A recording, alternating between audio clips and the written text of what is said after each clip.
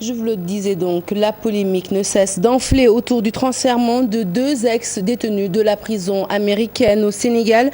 Cette fois-ci, ce sont les droits de l'hommiste qui montent au créneau. Selon Aboubakry Mbodj, l'asile humanitaire est accordé aux réfugiés et non aux détenus. Son confrère de la Ligue des droits humains, Hassan Dioma Ndiaye, fustige le fait que ces détenus soient libérés, soient en liberté plutôt, dans notre société. Leur point de vue dans ce reportage cité Fande Mataba et Mohamed Dian. 2 Libyens ex-détenus du Guantanamo seront réinstallés au Sénégal, non pas dans des prisons, mais dans notre société, confirme ces droits de l'hommiste, un asile humanitaire qui ne se justifie pas, selon Aboubakry Mbodj. Quand on parle d'asile, ça concerne des réfugiés et ce n'est pas des détenus. Ces personnes ne seront pas incarcérées quand elles seront au Sénégal. Elles vont vivre tranquillement.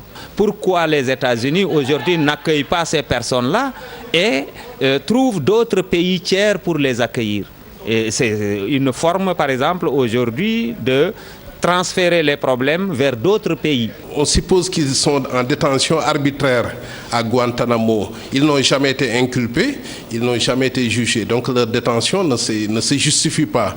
Donc si on les réinstalle au Sénégal, c'est pour qu'ils soient en liberté. Donc ils ne seront pas détenus. Dans ce contexte de menaces terroristes, accueillir ces personnes jamais jugées, jamais inculpées ne sera pas chose facile.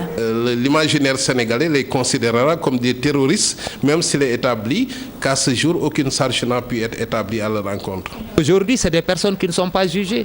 Et deuxièmement, le pays qui a été à l'origine de l'ouverture du camp n'accueille pas ces personnes, les transfère d'autres pays. C'est comme aujourd'hui un dépotoir qui est dangereux pour le Sénégal. La prise en charge de ces ex-détenus, un autre problème. La RADDHO exige plus d'éclairage sur cette affaire. Est-ce que l'État va leur accorder un accompagnement matériel, financier? Est-ce que les Américains vont prendre en charge leur séjour au Sénégal?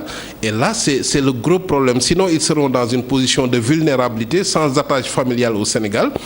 Il faut que le gouvernement du Sénégal nous dise est-ce qu'ils ont reçu aussi des moyens financiers des États-Unis pour entretenir ces personnes-là.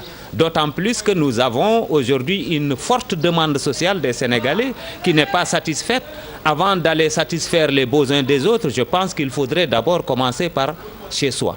Après cette décision des autorités sénégalaises, les organisations de droits de l'homme se posent des questions à savoir si le Sénégal a reçu de l'argent en contrepartie de ce transfèrement et pourquoi les États-Unis n'ont pas gardé ces détenus chez eux.